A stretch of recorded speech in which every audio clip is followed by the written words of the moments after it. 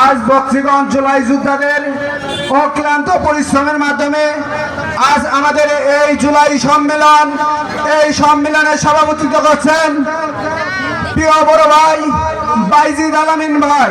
প্রধান অতিথি হিসেবে উপস্থিত থাকার কথা ছিল মাননীয় মন্ত্রী এম রশিদুজ্জামান মিল্লাত সাহেবের। উদ্বোধক হিসেবে উপস্থিত থাকার কথা ছিল জাহিদুল ইসলাম প্রিন্স, সাধারণ সম্পাদক বক্সিগঞ্জ পৌর বিএনপি। আজকের এনে বক্তব্য দেওয়ার কিছু নয়, আমরা এনে যারা উপস্থিত আছি আমরা সকলেই জানি আজকের এই দিনটি আমরা সহজে পাইনি।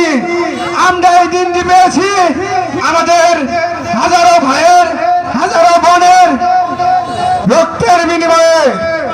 আমরা যখন বক্সিগঞ্জে 17 আগস্ট প্রথম মিছিলটি করেছিলাম, সেই মিছিলে ছাত্রলীগের গুন্ডারা, ছাত্রলীগের সন্ত্রাসীরা আমাদের নানানভাবে হুমকি দিয়েছিল, আমাদের বাড়ির পুলিশ গিয়েছিল। আমরা কিন্তু ভালো রাখতে পারি নাই।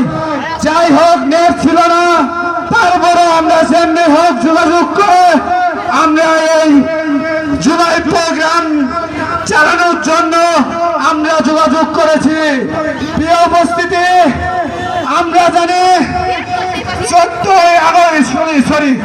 4 আগস্ট আমরা মিছিলটি, শান্তিপূর্ণ মিছিলটি যখন হাই স্কুল মাঠ থেকে প্রদক্ষিণ করে এই বট চত্বরে আসি, এই বট চত্বর থেকে আমরা আওয়ামী লীগের অফিসের সামনে থেকে আওয়ামী লীগকে বিতাড়িত করি।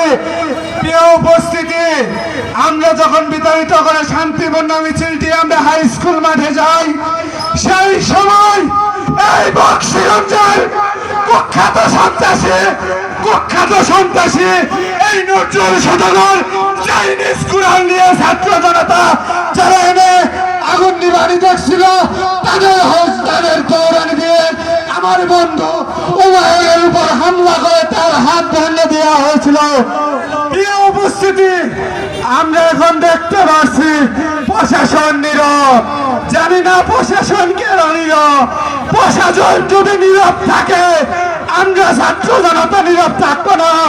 ওই নজরুলকে বক্সিগঞ্জের মাটিতে রাখতে দিব না। প্রিয় উপস্থিতি, আমরা সবাই ঐক্যবদ্ধ থেকে ওই নজরুলের বিরুদ্ধে ডাইরেক্ট অ্যাকশনে যাব। ওই নজরুলের বিরুদ্ধে আপনি কঠোর আন্দোলনে যাব।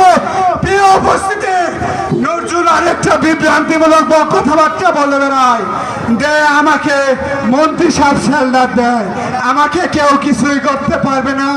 প্রিয় উপস্থিতি, আমিও ছাত্র দল নেতা, আমি কথা দিচ্ছি আমাদের মিল্লাত সাহেবের এমন কোনো নির্দেশ নাই।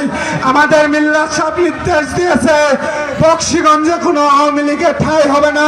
বক্সিগঞ্জে যে বিএনপির নেতা কোনো আওয়ামী লীগকে শেল্টার দিবে তাকে সে সাংগঠনিক ব্যবস্থা নেবে। প্রিয় উপস্থিতি, বক্তব্য আরো দিতাম, সময় স্বল্পতার কারণে আমি আর বক্তব্য শেষ করছি। বাংলাদেশ জিন্দাবাদ, দেশ নেত্রী বেগম খালেদা জিয়া অমর হোক, শহীদ জিয়া অমর হোক, তারুণ্যের অহংকার তারেক রহমান জিন্দাবাদ। আমাদের দেওয়ানগঞ্জ বক্সিগঞ্জের গণমানুষের নেতা, বক্সিগঞ্জ দেওয়ানগঞ্জের উন্নয়নের উপকার জননেতা এম রশিদুজ্জামান মিল্লাত সাহেব জিন্দাবাদ, জিন্দাবাদ। কলেজ ছাত্রদল জিন্দাবাদ। সবাইকে